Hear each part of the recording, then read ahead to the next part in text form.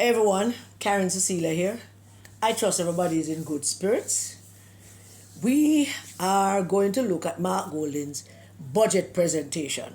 Please do remember to like the video and share it and send me a pithy comment. So Mark Golding uneventful budget presentation was an exercise in keeping up appearances. And he checked some boxes. The three-piece suit, it looked good on him. The jacket sleeves could have used a little less flap, but yeah, the three-piece suit looked good. And I should tell you, the only world leader I know that really done a three-piece suit and looked good every time in it is Justin Trudeau.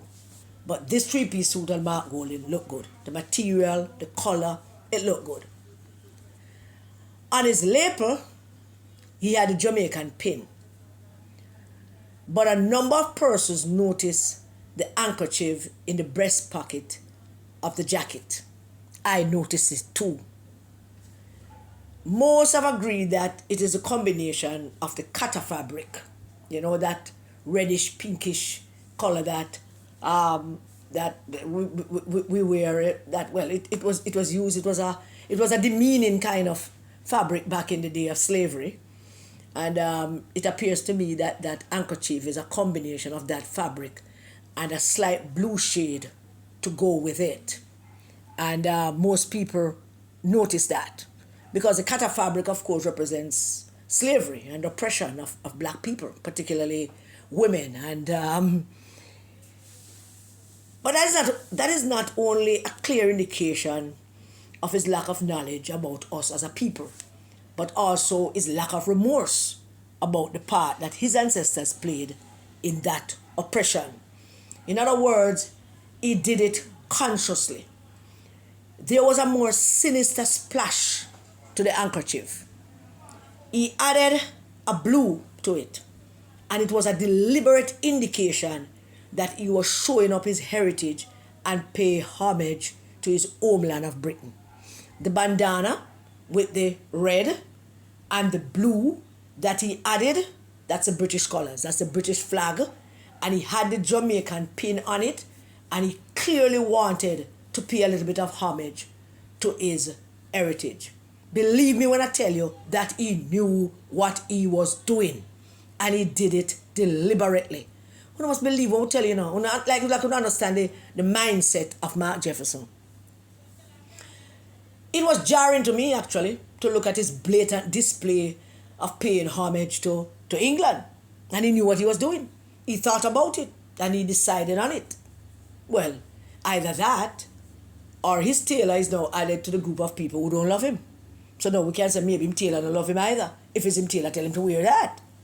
But I think it's him deliberately put it together for him to wear it like that. Him can't help himself.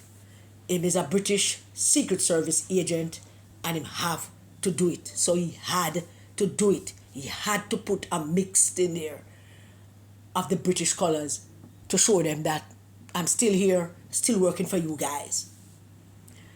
Mark Golding started his presentation by telling the world that Andrew Holness is the best Prime Minister ever.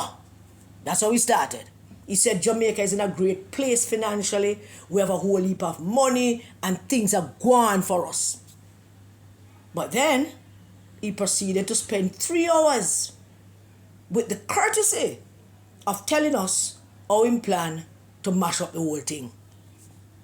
So he tell us how to great, the money there, the country looking great, things looking up, Andrew Holness is a great Prime Minister, and then he spent 3 hours outlining to us how I'm going to mash up the whole height. So after he said that, he went on to say that, statistics can't yam. And after he said that statistics can't yam, he went on to proceed to quote statistics. Yeah. But one of the statistics he never quoted was that Trenchtown, in his constituency, still remains one of the top 5 poorest communities in Jamaica. There is statistics for you that can't yam. Because that statistic can't yam, but people in our Trenchtown still are poor and pauperized and among the top 5 communities in this country that is regarded as poorest communities. Then he dug up his father again in an attempt to change the slavery legacy, him throwing him father again, man. When he said that, he knows. He said, I know something about disability. Those are his words. I know something about disability because he threw him father in the mix. But I thought that his next word would have been, I know something about disability, but his next word would have been, because I am disabled. But no, he didn't say that. He veered off in a rambling about his slave-owning father. He said Jamaica is in excellent health and on sound financial footing. Then he went on to tell us how he planned to bankrupt us up and set us back 30 years with his pie-in-the-sky proposals. He drilled a hole in our budget, which he said is great. The budget is good. Things going on. But then he decides I'm going to drill a hole in it. The first hole he drilled in the budget was proclaiming that he's going to give back the NHT the over $11 billion that is now included in our annual budget. Yeah. And after him take about that 11 billion plus, he's going to give our school kids $400, which would then cost us over 19 billion according to the people that calculate this thing for me.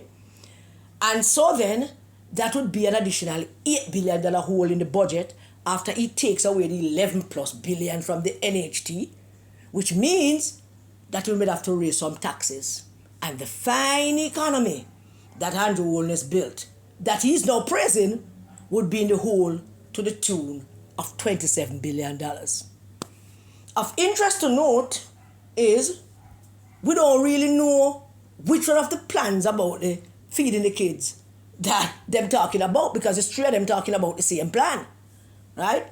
Mark have a different plan, Julian talk about a different plan, and Damien him talking to the goats.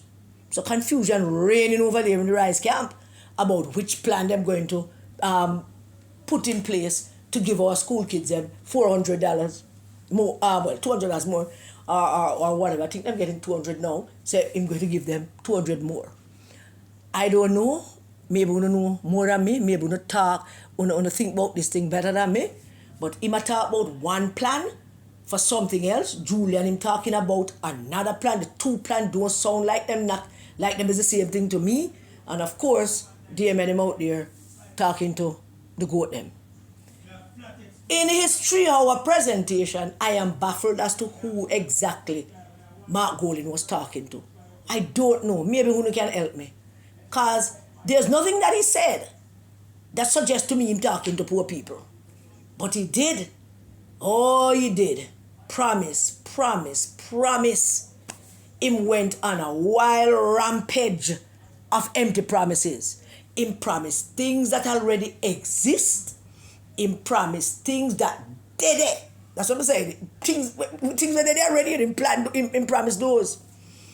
He promised things that the government already have in motion, and he promised things that the government already said they are going to do. Some in motion already and some way to do. And then he promised things that both parties have promised a number of times, but neither of them could deliver. None of them could deliver. You know, from time to time, one party change and promise the next thing. The next party coming, never bother put unity in the next party, say we're going to do it, and it's a cycle. It's a cycle. And none of them couldn't deliver any of those things. This morning when Princess and I was having a conversation, Princess reminded me of Dionne Warwick's song. That song that she sang on the Ed Sullivan show in 1969 about promises. Some of the words of that song is, oh, promises can take all the joy from life. Oh, promises can just destroy your life. I'm all through with promises. That's lines from Dionne Warwick's song. So he promised things like national hero status to Bob Marley and Miss Lou. You know that thing when PJ started talking about the highway and him say the highway is so big and smooth and you can reach where you're going very quick, and him say, boops, you can go check your girl.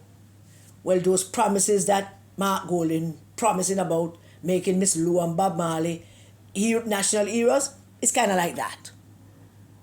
Mark is so desperate to show Jamaicans that he's a Jamaican and that these things are actually very important for him to say. It is. It's part of his whole Jamaicanization. You know, the language, the dance, the chopping up of our language, the dance, all of that. So, these things are important to him. In PJ's case, they were attempting to minimize the gay issue. And in Mark's case, him trying to minimize his slavery ancestry. So it's important for him to say these things and to promise these things. And he actually, he went on a rampage about this whole thing. So here's what he's proposing in terms of making Bob Marley a hero. And him is not the first person to come up with this idea. And every time somebody come up with this idea, the Jamaican people are not inclined to talk that up. So here's my thing. He's proposing that we make a man who had one wife, 3 children they had together, and she came to the marriage with 2. So I am going to put it that this is a man with 1 wife and 5 legitimate children. The same man with over 7 baby mothers that we know of. And most people tend to agree that there may be more. And why I do believe that there's more? There are over 11 children that we know of. But every time I see a picture with the Marleys, every time Ziggy or one of them put up a picture with them and them clan, you see a new addition to that clan. And them list them and them name. I say, but hold on, we never know that one there. Go and check. Because maybe it's just me. But every time they put up a picture, there's a new, look at them find one more of their brothers and their sisters. So this is a man who had 1 wife, 5 legitimate children, over 7 or more baby mothers with 11 children. And you want to make him a national hero. A proposal to diminish the idea of who is a national hero. So then Bob Marley will become a national hero and him go down a hero circle. I'm a link up with Buster and Norman. And Buster and Norman talk about Jamaica's independence and our role in the world and how far we have come and what more needs to be done and how we're going to make a better life for our children, how we're going to utilize our land space to give more people homes. So Buster and Norman in a deep discussion about that.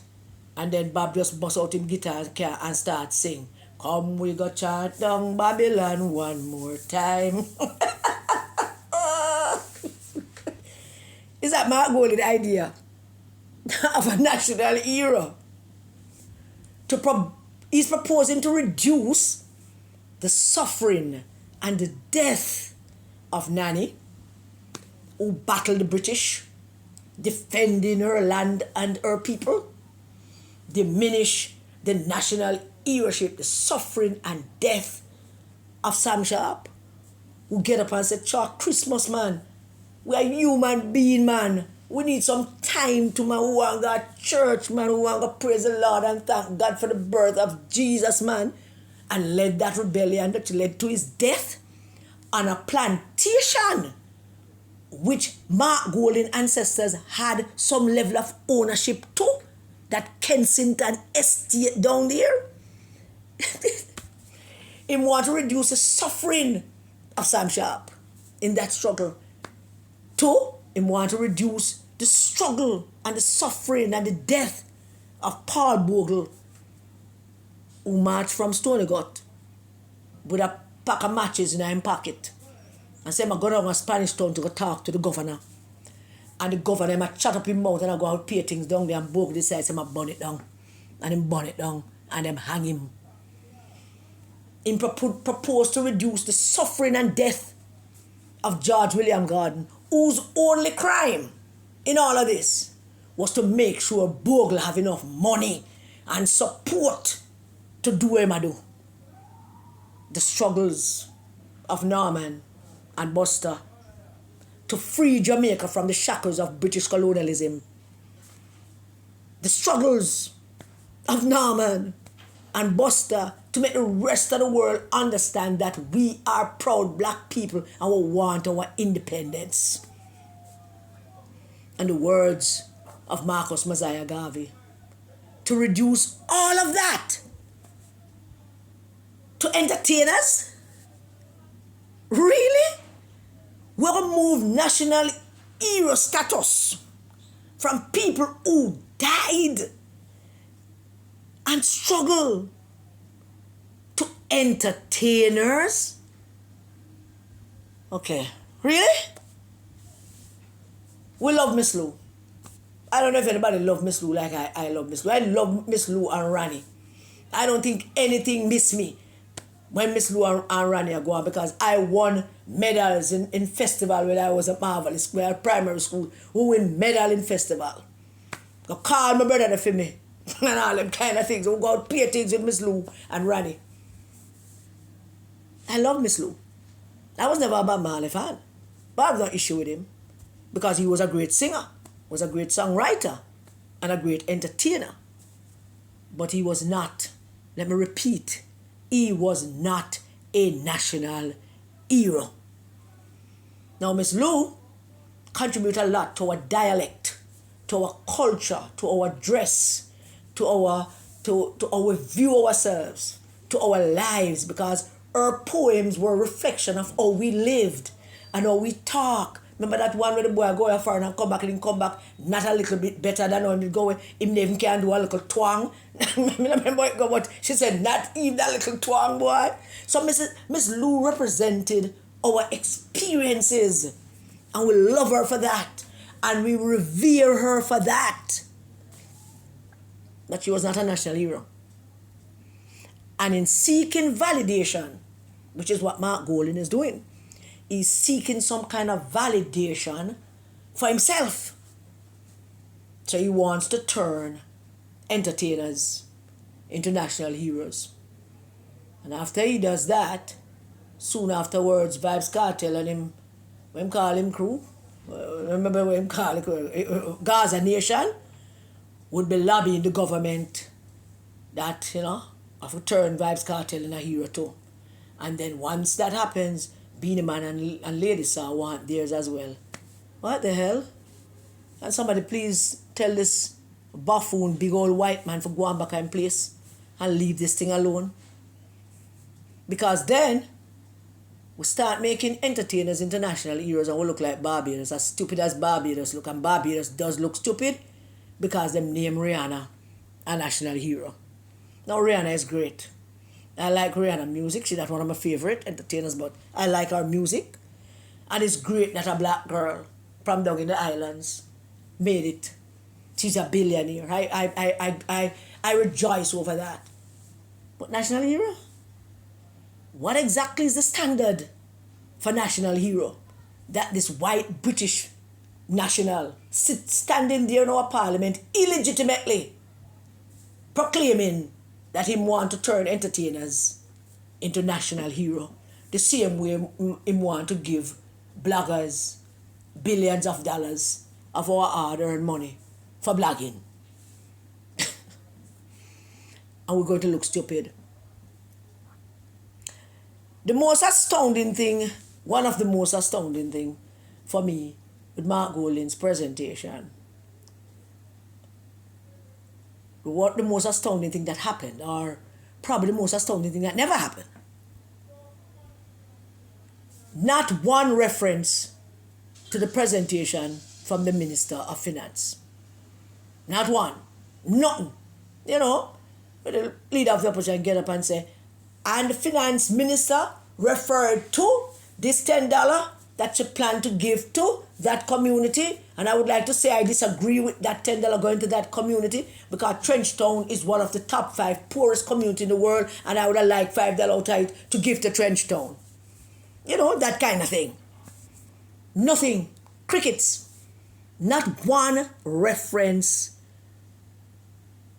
to the Minister of Finance presentation. And I know why. He stayed far away from Miss Favour. Far, far away from Miss Favour. Because he knew that if he had said one bad thing about Miss Favour, we would lick him down flat, he would not recover. He knew that. He knew that if he would ever open his mouth and say one disparaging remark about Miss Favor, like the Julian him talk about, I wasn't talking to she. And I don't think Julian get it, that it was disparaging for him to be referring to the Minister of Finance, the first female Minister of Finance. She, I wasn't talking to she. Him don't have no parliamentary manners in the parliament long time to know that you're going to refer to a female member of the parliament, such as the Minister of Finance. Your answer would be, well, Madam Speaker or Mr. Speaker, my comment was not directed at the Minister of Finance. I was talking to she. In America, you'll lose your work. But he stayed far away from Miss Favor. It was, I can't tell you how flabbergasted I was about that. But the astounding thing about that is an opposition leader could not bring himself to constructively and gentlemanly say something about the presentation of the Minister of Finance. I hear the Minister of Finance said she have $25 and she want to spend that $25 to clean up some gully and fix up some football field. And I would have liked to say to the minister that Trenchtown is in the top 5 poorest of communities, which I am the member of parliament for. I'm a man with money. I make my money already. I'm rich. But I can't help them, so I like $15 out of it to help them. Not one thing, he couldn't do it. He couldn't constructively and respectfully say, in a gentlemanly way, regarding the presentation of the Minister of Finance, respectfully, in a gentlemanly way. Nobody taught him and prepared him. So he decided that he not going to take the chance. He could not take that chance because he was afraid of what would come out of his dirty, nasty, woman-hating mouth.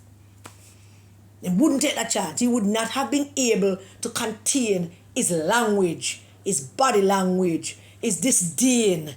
He would not be able to contain his racist remarks. He would not be able to stop himself from saying inappropriate things to our wonderful Minister of Finance. And God knows, without here today, would have beat him into submission today. Beat him into submission had he gone out and said some appropriate things. But the, as I said, astonishing thing is that the opposition leader could not make reference to anything that the Minister of Finance said for fear of what might come out of his mouth, for fear of what he might have said, for fear of how it might look, for fear of his true self. His true self might have come out. People, we might, his true self might, and he would have shown the disdain and the dislike that he has for a black Jamaican woman who is Minister of Finance and probably think that she shouldn't have the position, is fear, outright fear, because he would not have been able to contain himself and stop himself from saying some shit that is inappropriate. And that is astoundingly astonishing. I can't find that sounds funny. But it is astoundingly astonishing that he could not. So, the leader of the opposition could not trust himself to be a gentleman in his criticism of the budget that our Minister of Finance outlined. So, he ran and he hid. The man run and him hide. Said absolutely nothing. And that was fear. Nothing but fear. And that fear has rendered him a person who the Jamaican people should not trust. Because he never trusts himself to be decent, to be a gentleman, to level some criticism that might be warranted. I mean, there's nothing for him to criticize. But as a good opposition leader, you would have found something to say, Minister Favor, I love the budget that you present because him done same love the budget already. Him done so we're doing good, and Andrew Holness is the greatest prime minister ever. Him opened the budget, him speech by saying all of that. Oh, we are great. Jamaica is doing wonderful, and him couldn't find in himself to say, Minister Favour, there was one thing, that $25 to, I would ask you, him couldn't find himself to be a gentleman, to be decent. So he ran and he hid. So then, Mark Jefferson Golden, the illegitimate, illegal opposition leader sitting in our parliament, spent 3 hours telling us that he has nothing new to offer the Jamaican people.